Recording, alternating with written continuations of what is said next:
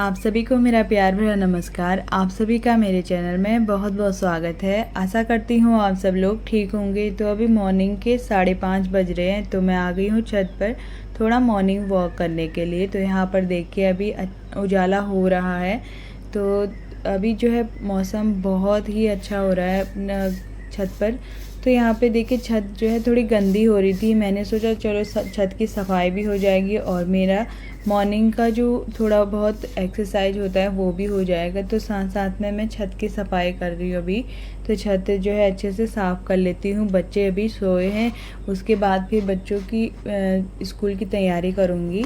जैसे ही 6 साढ़े 6 बज जाएगा तो तब तक मेरा ये काम भी हो जाएगा। यहाँ पे जो है जितना भी कूड़ा है उसे मैं सारा समेट लेती हूँ और एक बर्तन में रख लिया है मैंने यहाँ पर। और देखिए अभी टाइम हो गया है 6:30 बज गया है। अच्छे से उजाला हो गया है और मेरा छत भी जो है बिल्कुल अच्छे से साफ़ हो गया है। छोटे छोटे फूल के पौधे हो रहे हैं और थोड़े बहुत फूल खिले भी हैं। तो यहाँ देखिए और थोड़े बहुत मैंने फूल के पेड़ लगा भी दिए हैं और इनको अच्छे से मैंने जो है साफ़ कर लिया है। कुछ इस तरह का इतना जो है कूड़ा निकला है पूरे छत को साफ़ करने के बाद। अब चलती हूँ नीचे। अच्छे से उजाला हो गया है, 6:30 बज गया है और बच्चों को भी स्कूल जाना है तो उनकी अब तैयारी कर लेती हूँ।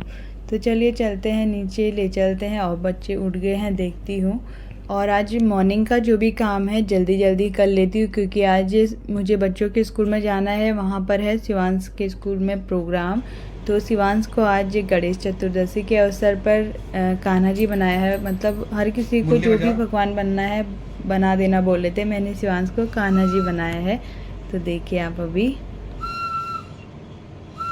शिवांश बिल्कुल तैयार है और नन्नू तो चले गई है स्कूल। मुन्नी यहाँ रख दो, इसको देना मत किसी को, ठीक है? Okay?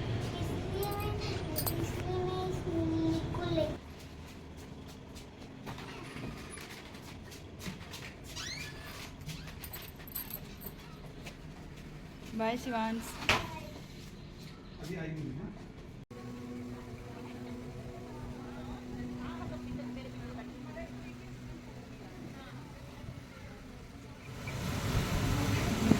To start our program in a special way, I would like to invite our principal ma'am and our special guest to light the lamp.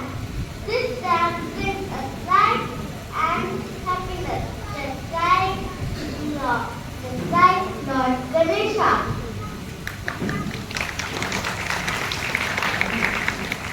Wish you everybody to happy Radha Ashtami, and we all seek blessing.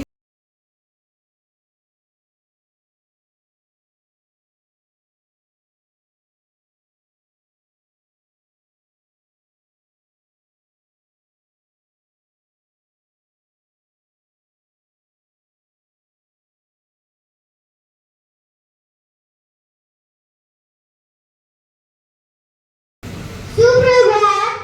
आज का सुविचार है, माता पिता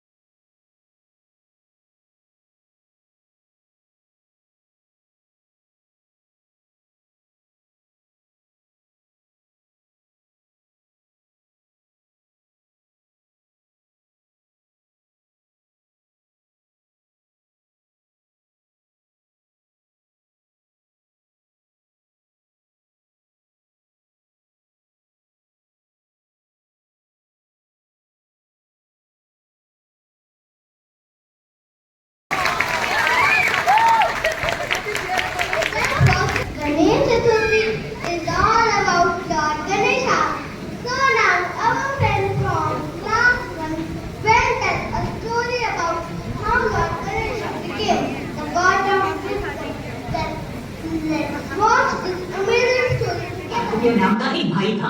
दोनों की अच्छी जमती थी, पर अन्य भाइयों की तरह इन दोनों भाइयों में भी कभी मतभेद या झगड़े होते थे। एक बार गणेश और कार्तिकेय जंगल में घूम रहे थे। वो फल देखो, कितना अनोखा है ना? हाँ, मैंने भी ऐसा फल कभी नहीं देखा। चलो फल तोड़ते हैं। दोनों पेड़ की तरफ भागे और एक साथ उस फल को स्पर्श किया। ये मेरा फल है, मैंने इसे पहले देखा। नहीं, ये मेरा है, मैंने इसे पहले स्पर्श किया। दोनों फल के लिए झगड़ने लगे। दोनों वो फल बांट कर खाने के लिए तैयार नहीं थे। उन्हें बस उस फल पर अपना हक जमाना था। फिर दोनों ने सोचा, क्यों ना माता पिता की मदद ले। वो दोनों घर के लिए निकल पड़े। कैलाश पर जाने पर दोनों ने माता पिता को फल दिखाया। माँ, ये फल मेरा है, मैंने इसे पहले देखा है। नहीं, ये मेरा है, मैंने इसे पहले स्पर्श किया है। फल देखकर भगवान शंकर ने कहा, अगर इस फल का असली हकदार इसका ग्रहण करे तो उसे अमरत्व तथा अतुलनीय बुद्धि प्राप्त होगी। माता पार्वती ने कहा, हम इस फल के 2 टुकड़े करके दोनों पुत्रों में बांट देते हैं। नहीं, ऐसा नहीं हो सकता। दोनों में से कोई एक ही ये फल खाकर उसकी शक्तियां प्राप्त कर सकता है। मैं छोटा हूँ तो ये फल मैं खाऊंगा। नहीं, मैं बड़ा हूँ, इस पर मेरा हक है। प्रभु, अब आप ही कुछ कीजिए। मुझे लगता है हम नारद मुनि को बुलाएंगे, उनके पास इस बात का हल जरूर होगा। भगवान शंकर ने नारद मुनि को आवाज दी। पलक झपकते ही नारद मुनि हाजिर हुए। नारायण नारायण, प्रभु आपने मुझे कैसे याद किया? देवी पार्वती ने उन्हें फल की सारी कहानी सुनाई। नारायण नारायण, मैं इन दोनों के सामने एक चुनौती रखता हूँ। जो जीतेगा वही इस फल का हकदार होगा। दोनों भाई मान गए। हमें मंजूर है। दोनों को विश्व के 3 चक्कर लगाने होंगे। जो 3 चक्कर लगाकर प्रथम कैलाश पर्वत पर हाजिर होगा, उसे विजयी घोषित करके फल दिया जाएगा। मुझे तो ये सर्वोत्तम सुझाव लगता है। हमें चुनौती स्वीकार है। कार्तिकेय तुरंत अपने वाहन मोड़ पर बैठा और विश्व के चक्कर मारने निकल पड़ा।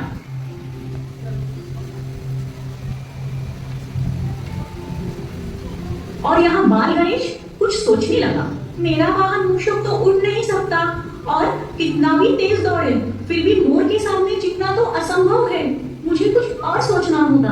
बाल गणेश को एक कल्पना सूझी। वो मन ही मन मुस्कुराए। गणेश ने अपने माता पिता के इर्द गिर्द चक्कर लगाना शुरू किया। भगवान शंकर, माता पार्वती और नारद मुनि चकित हुए। वो सोचने लगे, बाल गणेश क्या कर रहा है? 3 चक्कर लगाकर बाल गणेश माता पिता के सामने खड़ा हुआ। पिताजी, मैंने विश्व के 3 चक्कर पूर्ण किए, अब मुझे वो फल दे दीजिए ना। पर बेटा, तुमने तो हमारे इर्द गिर्द चक्कर लगाए, कैलाश छोड़कर तो तुम कहीं गए ही नहीं। तो ऐसा कैसे कह सकते हो कि तुमने विश्व के चक्कर लगाए? माता, विश्व के चक्कर लगाने के लिए मुझे कैलाश छोड़कर जाने की जरूरत ही नहीं थी। वेदों और शास्त्रों में लिखा है कि माता पिता के चरणों में ही विश्व है। तो आप दोनों मेरे विश्व हुए ना। जब मैंने आपके इर्द गिर्द चक्कर लगाए, इसका मतलब कि मैंने विश्व के चक्कर लगाए और अपनी चुनौती पूर्ण की। मेरे लिए तो आप दोनों ही मेरा विश्व हो। भगवान शंकर और माता पार्वती को बाल गणेश की बातों में वास्तविकता दिखाई दी। उन्होंने गणेश को विजेता स्वीकार कर लिया। तभी कार्तिकेय भी वहां आया। माँ, पिताजी, मैंने विश्व के 3 चक्कर लगाए। बहुत अच्छे बेटा, पर गणेश ने तो ये चुनौती जीत ली है। ये कैसे हो सकता है? मुझे तो गणेश विश्व के चक्कर काटते हुए दिखाई ही नहीं दिया। तो फिर गणेश ये चुनौती कैसे जीता? नारद मुनि ने कार्तिकेय को समझाया कि गणेश ये चुनौती कैसे जीता। पर कार्तिकेय खुद को उस फल का असली हकदार समझ रहा था। वो नाराज होकर कैलाश पर्वत छोड़कर निकल गया।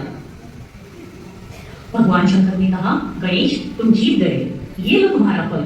भगवान शंकर, माता पार्वती और नारद मुनि को बाल गणेश की बुद्धिमत्ता देखकर आश्चर्य हुआ। माता पिता का आशीर्वाद लेकर गणेश ने वो फल खुशी से खाया।